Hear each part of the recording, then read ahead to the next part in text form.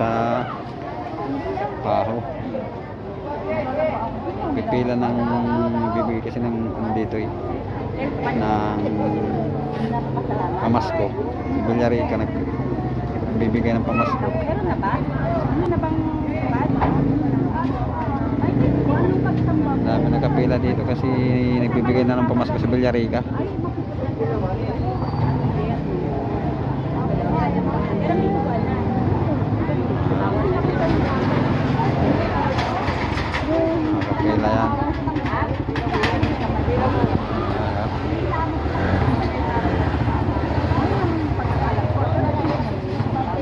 yan. Dito to sa Barangay Paho.